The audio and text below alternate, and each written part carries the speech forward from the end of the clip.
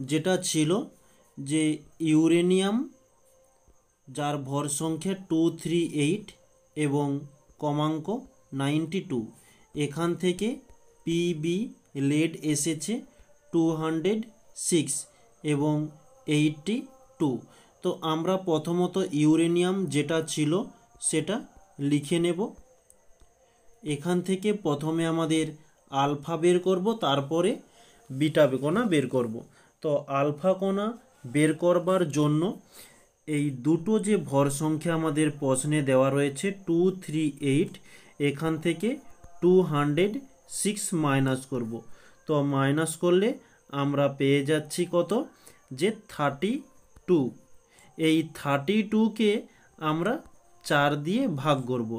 তো 4 আষ্টে 32, তাহলে আমরা পাচ্ছি কত, 8, অর্থাৎ আমাদের 8টি আলফা কণা।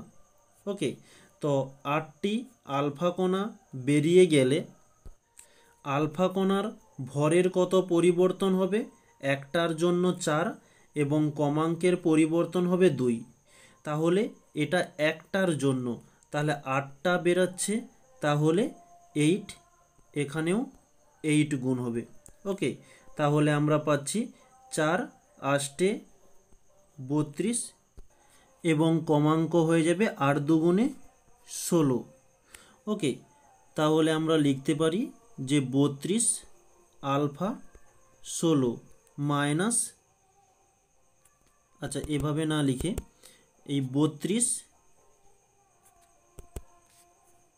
238 মাইনাস 32, এটা একটা মৌল এক্স ধরলাম, আর নিচে 92 মাইনাস 16, কারণ এই যে আমরা এখানে 32 16 পেয়েছি, এটা মাইনাস করলে আমরা কত পাচ্ছি, 206।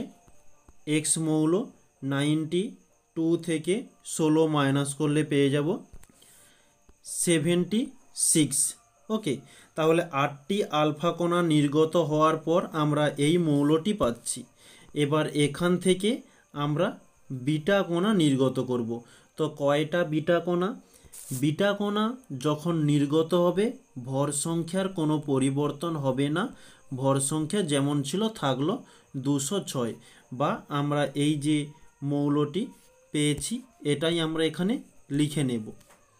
ওকে, তো কটা বিটা কণা নির্গত হয়েছে তার জন্য ভর সংখ্যা এখানেও 206 ছিল, এখানেও 206।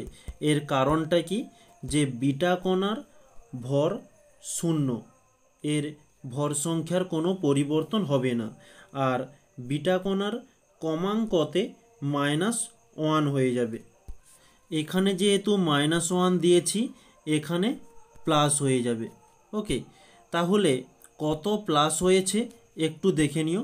এই 76 থেকে 82 হয়েছে, তাহলে কত প্লাস হয়েছে, যে 82 থেকে 76 মাইনাস করলে আমরা পেয়ে যাব যে 12, এদিকে 4 6, তাহলে আমাদের 6টি বিটা কণা। ওকে, 6টি বিটা কণা নির্গত হয়েছে। তাহলে আলফা কণা এর জন্য উপরে ভর সংখ্যাটি মাইনাস করব এবং তাকে 4 দিয়ে ভাগ করব, যত হবে সেটাই হচ্ছে আমাদের অ্যান্সার। আর বিটা কণা নির্গত হওয়ার জন্য যে এক্স মৌলটি পেয়েছি, এখান থেকে আমাদের এই পারদ ফাইনাল যে মৌলটি পেয়েছি এর মধ্যে বিয়োগফল হয়ে যাবে বিটা কণা। ওকে, আশা করছি এবারে দ্বিতীয়বারটা খুব সুন্দরভাবে বুঝতে পেরেছ। নেক্সট পরবর্তী